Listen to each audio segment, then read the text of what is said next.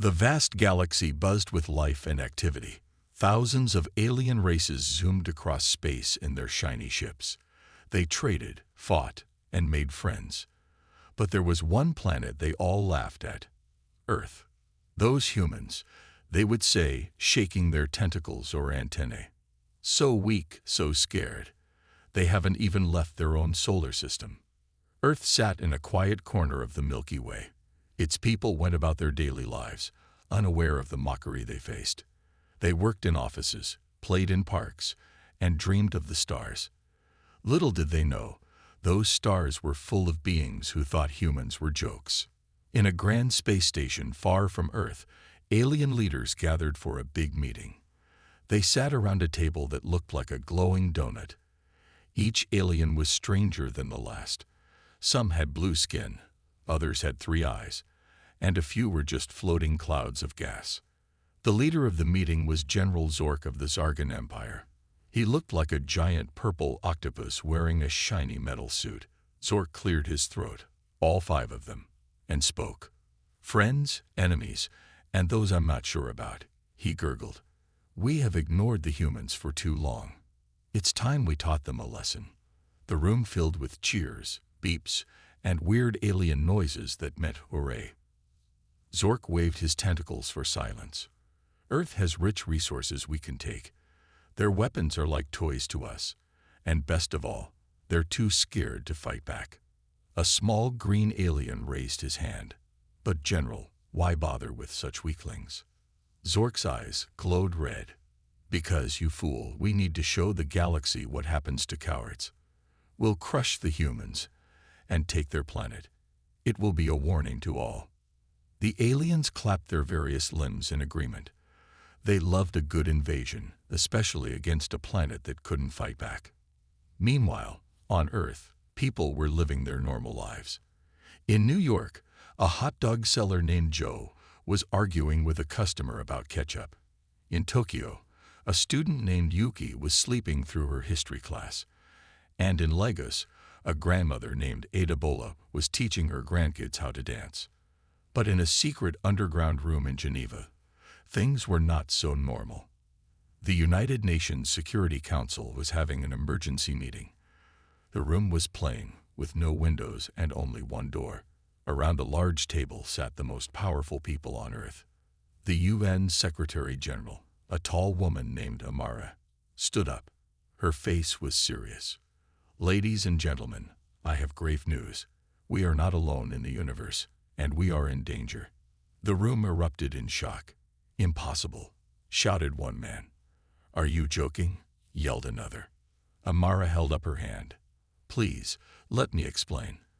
For years, we've had a secret program to monitor space. Last week, we picked up a signal. Aliens are real, and they're planning to attack Earth." She pressed a button, and a hologram appeared above the table. It showed the alien meeting with Zork and his invasion plans. The world leaders watched in horror as they heard aliens laugh at humans and plan to destroy them. "This is madness," whispered the president of France. "How can we fight beings from outer space?" "We can't," said the Prime Minister of India. "We should surrender now and save lives." Amara slammed her fist on the table. "No, we will not give up without a fight. Humanity has faced great challenges before, and we've always risen to meet them." "But how?" asked the president of Brazil.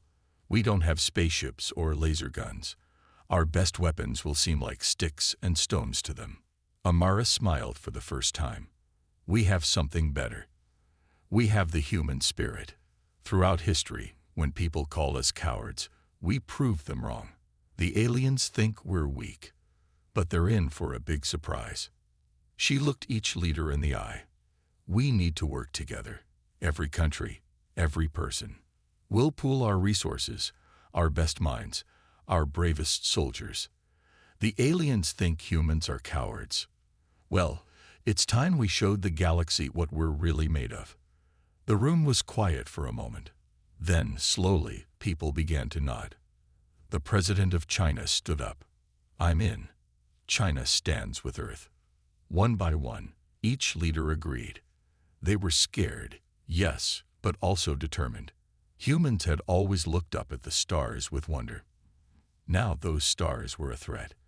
But instead of hiding, humanity would face the challenge head-on. As the meeting ended, Amara looked at the hologram of the sneering aliens. "Laugh while you can," she said quietly. "You have no idea what's coming." Outside, the world kept spinning. People laughed, cried, worked, and played. They didn't know that in a secret room, the fate of humanity had just been decided. A great storm was coming, and Earth would either rise to meet it or fall forever. The aliens thought humans were cowards. They were about to learn how wrong they were. The sun rose on a world that didn't know it was about to change forever. In New York, Joe the hot dog seller yawned and set up his cart. In Tokyo, Yuki rushed to catch her train to school. In Lagos, Adebola swept her front porch, humming a tune. But in secret bases around the world, people were very busy. Scientists worked day and night, soldiers trained hard, and world leaders made plans.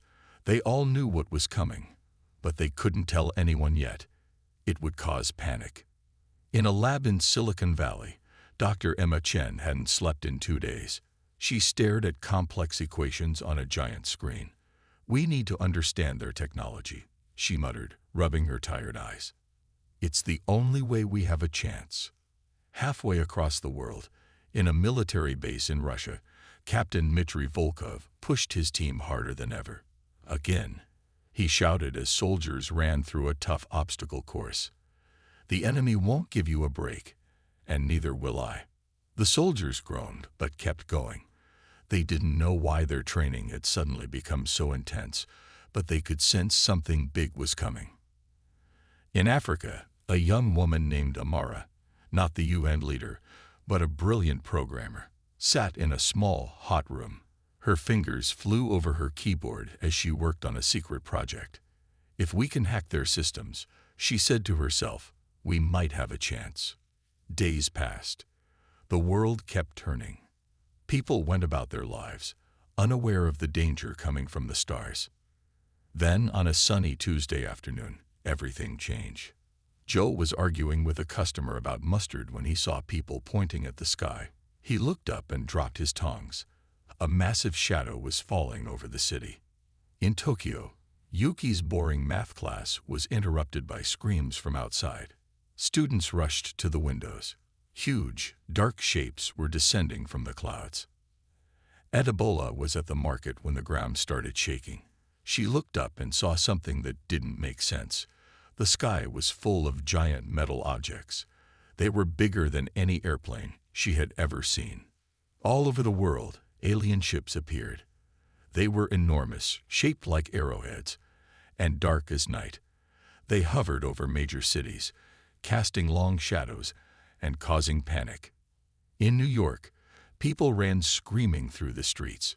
Cars crashed, alarms blared, and chaos spread. Joe found himself pulling people into the subway for shelter. "Stay calm," he shouted, surprised at his own bravery. "We'll be safer underground." Yuki and her classmates huddled in fear as their teacher tried to keep them calm. But Yuki felt something besides fear, a burning curiosity. She snuck to the window for a better look. "We're making history," she whispered, pulling out her phone to record. In Lagos, panic turned to action. Adebola, with her years of wisdom, began organizing people. "This way," she called, leading a group to a sturdy building. "Stay together, help each other." As fears spread, something unexpected happened. Ordinary people began to step up. In London, a bus driver named Ahmed used his vehicle to evacuate people from danger zones. In Rio, a chef named Maria turned her restaurant into a shelter, feeding scared people for free. In Mumbai, a group of teenagers formed a human chain to help people cross a crowded street safely. World leaders finally announced the truth. Yes, aliens are real. They said on every TV channel and radio station. They're here to invade. But we are not helpless, and we are not cowards. We've been preparing, and now we need everyone's help. The message was clear. This was humanity's greatest challenge, and everyone had a part to play. In her lab, Dr. Chen finally had a breakthrough. "We can do this," she said, looking at her team with hope in her eyes. "Their tech isn't magic. We can fight it." Captain Volkov gathered his soldiers. "This is what we trained for," he said firmly. "We are Earth's defenders now." In her small room, Amara cracked her knuckles and grinned at her computer. "Let's see how tough their firewalls really are," she said, beginning her cyber attack. As alien ships loomed overhead, something amazing happened. People stopped running. They started helping each other. They began to organize. Joe turned his hot dog cart into a communication center, spreading important information. Yuki's videos went viral, showing the world what was happening. Adebola's calm leadership saved many lives. The aliens had expected panic, chaos, and easy victory. Instead, they found determination, unity, and unexpected resistance. In their ships, the alien commanders looked down in confusion. "Why aren't they running?" one asked. "Why are they fighting back?" General Zork growled in frustration. "It doesn't matter," he said. "They're still no match for us. Prepare the weapons." The invasion was about to begin, but humanity was ready to prove that they were anything but cowards. The real battle was just starting, and Earth's unexpected heroes were rising to the challenge. As alien ships hovered menacingly over Earth's cities, something extraordinary was happening. Instead of falling apart, humanity was coming together like never before. In an underground bunker in Geneva, world leaders gathered for an emergency meeting. The room was tense, filled with grim faces and worried whispers. But there was also a spark of determination in every eye. UN Secretary General Amara stood at the head of the table. Her voice was firm as she addressed the group. "We've seen the enemy. We know their strength, but they don't know ours. It's time to show them what humanity can do when we work together." The President of the United States nodded. "We're with you. All our resources, all our strength. It's all in." "China stands ready," said the Chinese premier. "Our factories are already switching to war production." One by one, leaders pledged their support. Old enemies put aside their differences. Small countries and big ones, rich and poor, all agreed to join forces. "We need a plan," said the Indian Prime Minister. "A global defense strategy." Amara smiled. "We have one, or at least, the start of one." She pressed a button, and a hologram appeared above the table.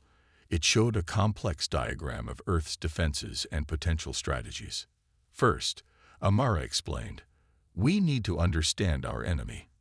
Dr. Emma Chen and her team have been studying the alien technology. Dr. Chen, please report." Dr. Chen's face appeared on a screen. She looked tired but excited. "We've made progress," she said. "Their ships use a form of gravity manipulation we've only theorized about. But now that we've seen it in action, we can start to counter it." "Excellent," said Amara. "Next, our cyber warfare team, led by Amara Okafor in Nigeria, has been working on hacking their systems." The young programmer's face replaced Dr. Chen's. "We've made some headway," she reported. "Their computer systems are advanced, but not unbeatable. We're working on a virus that could disrupt their communications." As the meeting continued, plans were made, strategies were formed, and a global defense force began to take shape. Meanwhile, around the world, ordinary people were doing extraordinary things. In New York, Joe the hot dog seller had turned Central Park into a massive coordination center. People brought food, supplies, and information. Joe stood on his cart, shouting instructions and keeping everyone organized. "We need more blankets at the east entrance," he called out. "And someone get me a status update from the Bronx." In Tokyo, Yuki had become an unlikely media star. Her video broadcasts were keeping millions informed about the alien presence and human resistance efforts. "Stay calm, stay together, and stay strong," she said into her phone camera. "We are not alone in this fight. The whole world is with us." In Lagos, grandmother Ebola had transformed her neighborhood into a tight-knit support network. She coordinated food distribution, medical care, and even a makeshift school for children. Life must go on, she told her neighbors. We'll face this threat, but we won't lose who we are. All around the globe, similar scenes were playing out.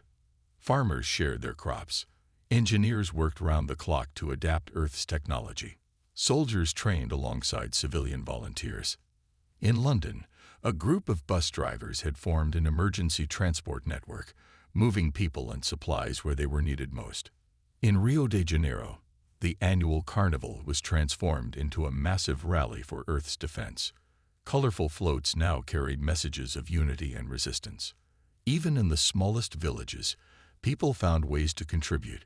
In a tiny Himalayan town, monks used their meditation techniques to help people stay calm and focused.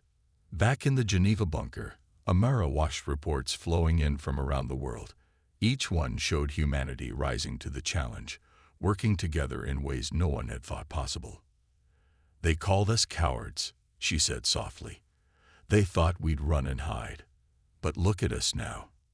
The Russian president, overhearing her, nodded in agreement. We fought each other for centuries, he said. Who knew it would take an alien invasion to make us truly united? Amara turned to address the room. We have a long fight ahead of us, she said.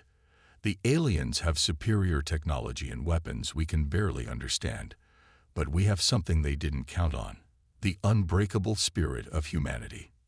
She pointed to the global map, lit up with countless points of light representing human activity and resistance. Every one of those lights is a person standing up for Earth. Together, we are stronger than any invasion force. As if to underline her words, a message flashed on the main screen. It was from the International Space Station, still orbiting above the chaos.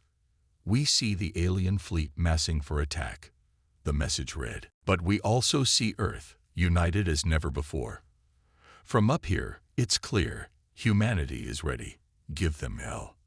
Amara read the message aloud, and a cheer went up from the assembled leaders. The battle for Earth was about to begin in earnest, but humanity was no longer a scattered, frightened species. They were a united force, ready to fight for their home. The aliens had wanted to teach humanity a lesson. Instead, they were about to learn one themselves. The day humanity had been preparing for finally arrived. Alien ships descended from the sky, their massive forms casting long shadows over cities worldwide. The invasion had begun.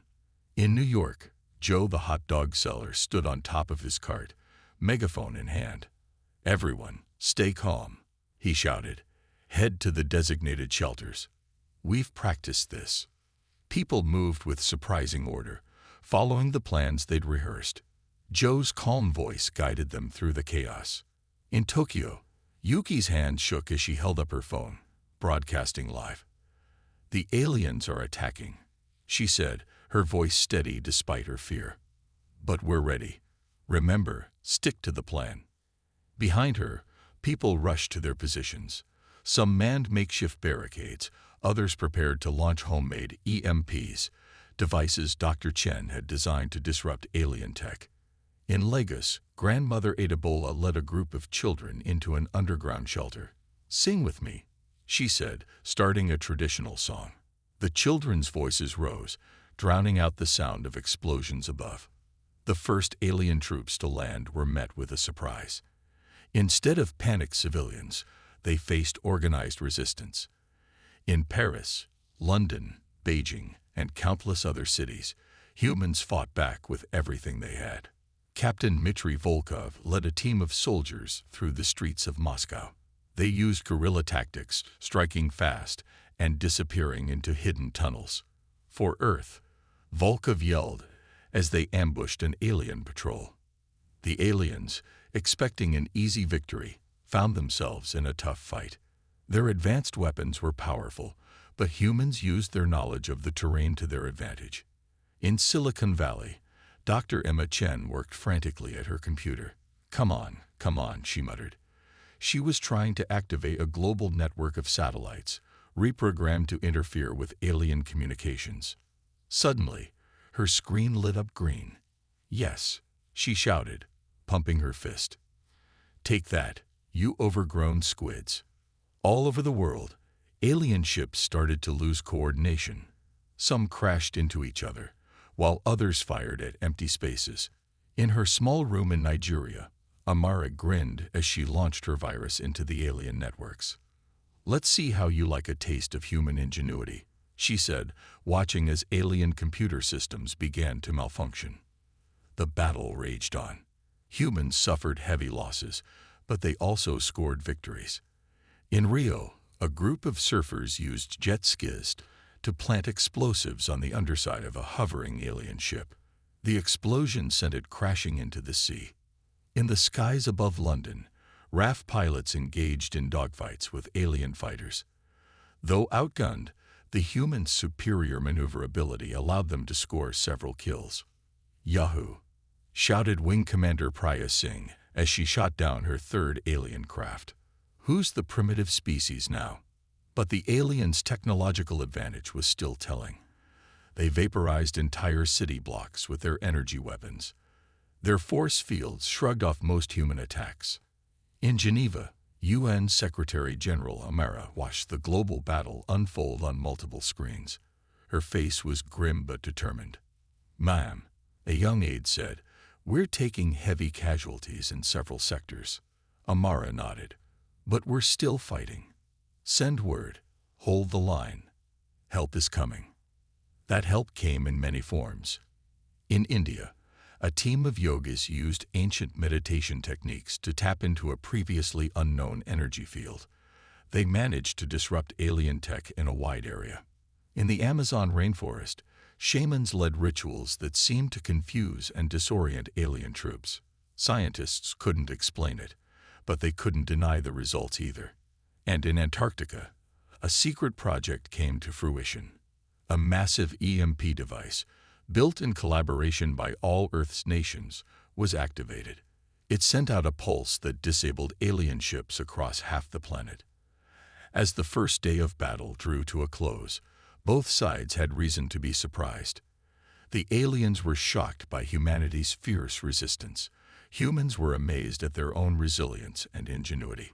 In New York, Joe looked out over a city battered but not broken. Fires burned, but people were already working to put them out. "We're still here," he said to no one in particular. "We're still fighting." In Tokyo, Yuki ended her broadcast with a message of hope. "We've survived the first attack," she said. "We've shown the aliens that Earth won't fall easily. Tomorrow, we fight on." In Lagos, grandmother Adebola emerged from the shelter, the children behind her. She looked at the devastation around her, then at the determined faces of her neighbors already starting to rebuild. "Well," she said with a small smile, "I guess these aliens are learning that humans are anything but cowards." As night fell, the people of Earth tended their wounded, repaired their defenses, and prepared for the battles to come. They had stood against the alien onslaught and, against all odds, held their ground. The war was far from over, but humanity had made its stand. They had looked into the face of annihilation and refused to blink. The aliens had called them cowards, but now they knew better. Earth was fighting back, and it had no intention of giving up. As the sun rose on the second day of the invasion, Earth was a changed planet. Smoke rose from battered cities. Alien ships still hung in the sky, but something else hung in the air too: hope. In her underground lab in Silicon Valley, Dr. Emma Chen hadn't slept in 48 hours. Her eyes were red, her hair a mess, but there was a gleam of excitement in her eyes. "I've got it," she shouted, startling her team of bleary-eyed scientists. "Look at this." On her screen was a complex diagram of an alien ship, but now parts of it were highlighted in green. "They're shields," Emma explained. "They're not perfect. There's a fluctuation every 7.3 seconds. If we time our attacks just right." Across the world in Nigeria, Amara was having a breakthrough of her own. Her fingers flew over her keyboard as lines of code scrolled past. "Yes," she exclaimed. "Their AI isn't as smart as they think. It has patterns, weaknesses, We can exploit this. In New York, Joe the hot dog seller had become an unlikely military strategist. He stood in front of a makeshift war room, pointing at a map of the city. "See here," he said, jabbing his finger at a spot. "The aliens always attack in threes. If we set up ambushes here, here, and here, we can catch them off guard." The assembled group of soldiers and civilians nodded, impressed. Who knew selling hot dogs could prepare you for alien warfare? In Tokyo, Yuki's video broadcasts had evolved. Now she was showing people how to make simple but effective weapons against the aliens. "And if you attach the battery here," she demonstrated, "you've got a handheld EMP. It won't take out a ship, but it'll stun their foot soldiers for sure." Millions watched and learned, turning household items into tools of resistance. In Geneva, UN Secretary General Amara received the reports with growing optimism. "Send this information to all sectors immediately," she ordered. "And get me General Volkov in Moscow. I have a plan." As the day progressed, the tide of battle began to shift. Human fighters, armed with new knowledge, started to score more victories. In London, RAF pilots used Dr. Chen's discovery to time their attacks perfectly. Alien ships that had seemed invincible suddenly exploded in midair.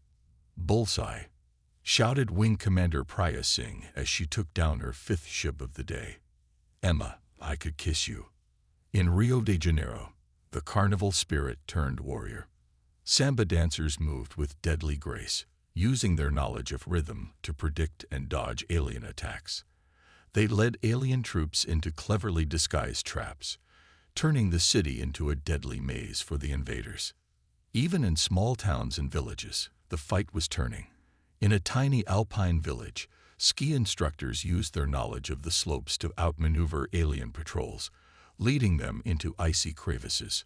But the biggest change was happening in space. Amara's virus, spreading through alien networks, was causing havoc. Ship navigation systems went haywire. Weapons targeted empty space. In some cases, aliens even fired on their own forces. General Zork, the alien commander, was furious.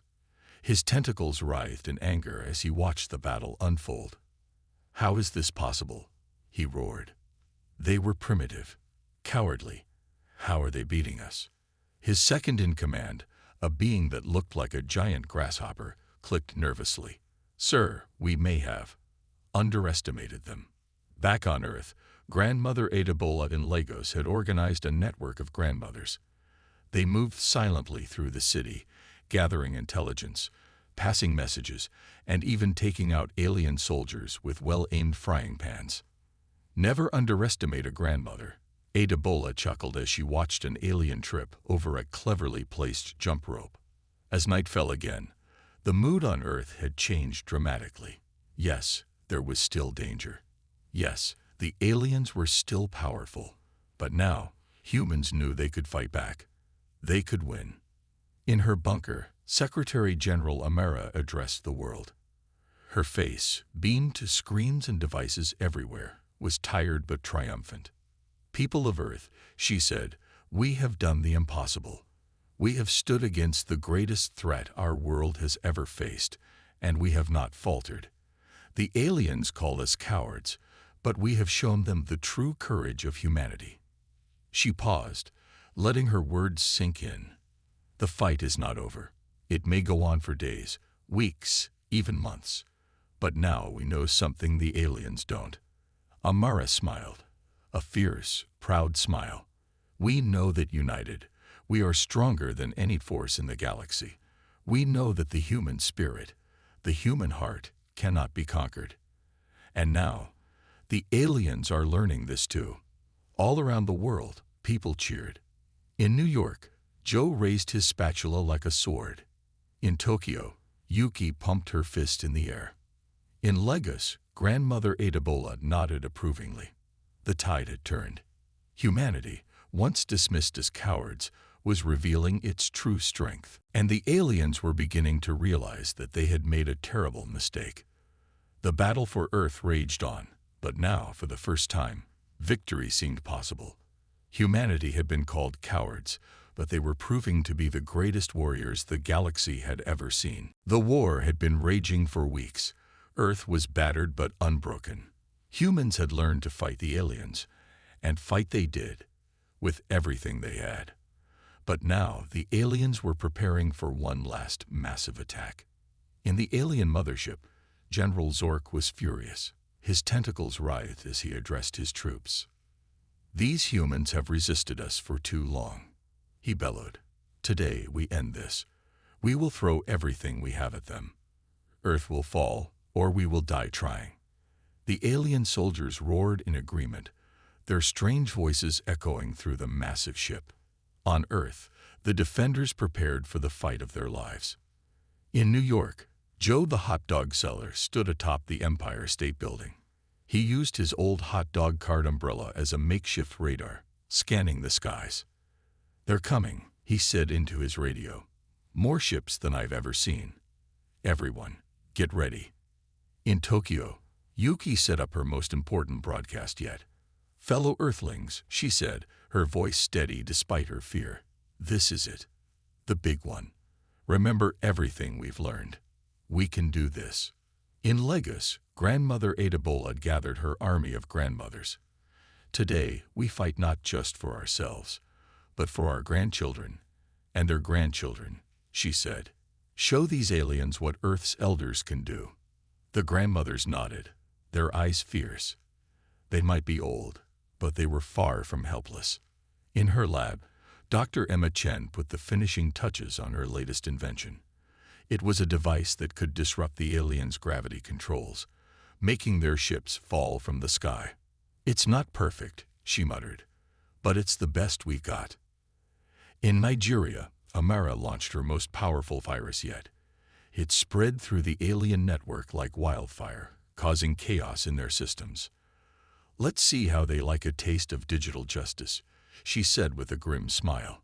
As dawn broke, the sky darkened with alien ships. It seemed like the entire invasion fleet had come for this final battle. The sight was terrifying, but the people of Earth stood firm. In Geneva, UN Secretary-General Amara's voice rang out across the globe. "People of Earth, this is the moment we've been preparing for. Stand together. Fight with everything you have. Today, we save our world." And then the battle began. Alien ships descended, firing their powerful weapons. Buildings crumbled, streets cracked. But this time, Earth was ready. In New York, Joe coordinated the defense from his hot dog cart command center. "EMP's ready. Now," he shouted. Bursts of energy shot up, disabling alien ships. They fell from the sky like metal rain. In Tokyo, Yuki's army of tech-savvy citizens unleashed a barrage of homemade weapons. Drones swarmed alien fighters, distracting them while larger weapons took aim. "For Earth," Yuki cried, launching a reprogrammed alien blaster. The shot took out an entire squad of alien troops. In Lagos, Grandmother Adebola led her team with surprising speed. They moved through the streets, using their knowledge of every alley and shortcut to ambush alien patrols. "You should have respected your elders," Adebola said, knocking out an alien with her famous right hook. All around the world, humans fought with incredible courage and creativity. Surfers in Australia used tidal waves to swamp alien landing craft. Eskimos in Alaska led aliens into hidden ice crevices. Even the animals seemed to be helping, with birds attacking alien sensors and dogs leading troops into ambushes. In the skies, human pilots engaged in desperate dogfights. Wing Commander Priya Singh led her squadron against alien fighters, weaving through the chaos with incredible skill. "Remember the plan," she shouted as she shot down another ship. Herd them towards the towers. The towers were Emma's latest invention, pulsing with energy. As alien ships drew near, they suddenly lost power, plummeting to the ground. "It works," Emma shouted, jumping with joy in her lab. "It really works." But the aliens weren't giving up. General Zork ordered his ship to descend, leading the attack himself. "If you want something done right," he gurgled, "do it yourself." The alien mothership was enormous, casting a shadow over entire cities. It seemed unstoppable. But humanity had one last trick up its sleeve. In space, a small team had been secretly working on the International Space Station. Led by a brilliant engineer named Raj, they had turned the station into a giant EMP device. "This will fry every alien system in orbit," Raj said, his hand on the activation switch. "But it'll destroy the station too." His team looked at each other, then back at the Earth below. They nodded in agreement. "For Earth," Raj said softly, and flipped the switch. A pulse of energy burst from the station, spreading out in a huge wave.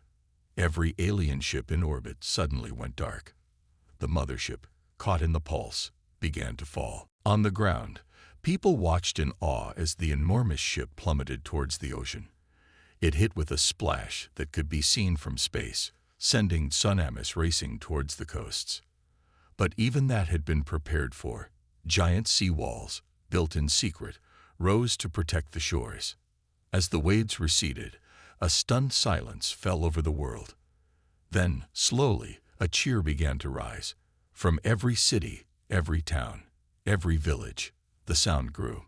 Humanity had won. In New York, Joe climbed on top of his cart, waving his spatula like a flag. In Tokyo, Yuki hugged her camera, tears streaming down her face. In Lagos, grandmother Adebola allowed herself a satisfied smile. The alien invasion, the greatest threat Earth had ever faced, had been defeated. Humanity, once called cowards, had proven to be the bravest species in the galaxy. As the sun set on the battlefield, Secretary General Amara's voice once again addressed the world. "We did it," she said simply. "Earth is saved, and we will never be called cowards again." The sun rose on a new era for Earth. The alien invasion was over, but the world would never be the same. As the dust settled, humanity began to rebuild and reflect on their incredible victory. In New York, Joe the hot dog seller stood in the middle of Times Square. His cart was battered but still standing, much like the city around him. People gathered around, no longer for hot dogs, but for his words of wisdom. "We did it, folks," Joe said, his voice filled with pride. "We showed those aliens what Earth is made of. Now, let's show the universe what we can do in peace."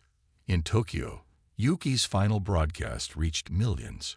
Her face, tired but beaming, filled screens worldwide. "We are no longer just citizens of our countries," she said. "We are citizens of Earth, proven worthy of the stars." In Lagos, grandmother Adebola sat surrounded by children, telling stories of the war. But these weren't tales of fear and destruction.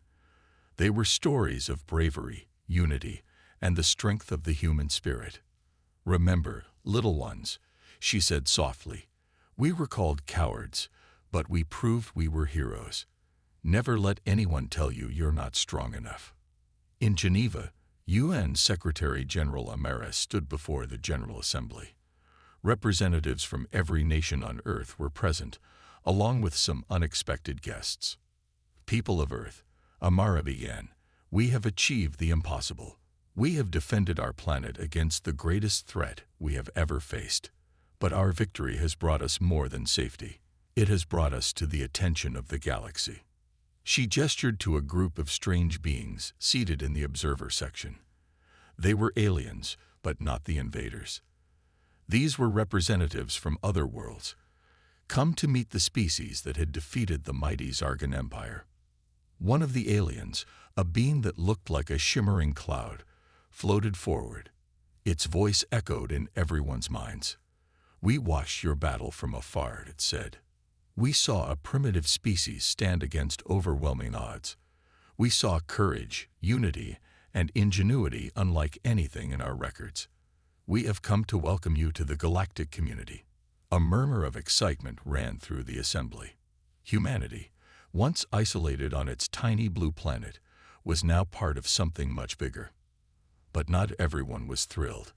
Dr. Emma Chen, attending the assembly, stood up. "Wait a minute," she said, her voice sharp. Where were you when we were fighting for our lives? Why didn't you help us?" The alien seemed to shimmer with what might have been embarrassment. We were afraid," it admitted. "The Zargans were the mightiest warriors in the galaxy. No one dared to stand against them. Until you." Amara stepped in smoothly. "So we've gone from being seen as cowards to being the bravest species in the galaxy. That's quite a change." The alien bobbed in agreement. "Your victory has changed everything. The Zargan Empire has crumbled. A new era of peace is possible, with Earth at its center." In her small room in Nigeria, Amara, the programmer, not the UN leader, watched the proceedings on her computer. She grinned as she saw the aliens' technology. "Oh, the things we could learn," she murmured, her fingers already itching to explore new digital frontiers. As the assembly continued, plans were made for Earth's new role in the galaxy. Trade agreements were discussed, cultural exchanges were planned, and Earth was invited to join the Galactic Council. But humanity hadn't forgotten the lessons of the invasion. Even as they embraced their new galactic neighbors, they remained vigilant. The planet's new defense systems, built from a mixture of human ingenuity and reverse-engineered alien tech, stood ready. In the following months, Earth saw incredible changes. Alien technology helped to clean the environment, cure diseases, and explore the far reaches of space. Humans, in turn, shared their art, music, and the indomitable spirit that had saved their world. Joe's hot dog cart became a popular spot for alien tourists, eager to taste authentic Earth cuisine. Yuki hosted the first intergalactic news broadcast. Grandmother Adebola led a team teaching Earth's history and cultures to alien scholars. Dr. Emma Chen and Amara, the programmer, worked together, blending human and alien science to create wonders. Their first project, a ship that could travel to the stars. As the first Earth ship prepared for its maiden voyage, UN Secretary General Amara stood at the launch site. Beside her were Joe, Yuki, Grandmother Adebola, Emma, Amara the programmer, and many other heroes of the invasion. "Once, we were called cowards," Amara said, her voice carried to every corner of the globe and beyond, to the stars. "We were thought to be weak, primitive, easy prey. But we showed the galaxy the true strength of humanity." She looked up at the sky, no longer a barrier, but a road to new adventures. "We are the species that stood against the unbeatable foe and won. We are the people who united a planet to save our home. We are humanity, and today we take our place among the stars." As the ship lifted off, carrying the first human ambassadors to distant worlds, a cheer rose from the crowd. It was echoed in cities and towns across the globe, and on alien worlds throughout the galaxy. The era when humans were called cowards was over. A new age had begun, and humanity was ready to face whatever challenges the universe might bring. After all, they had already proven they could handle anything.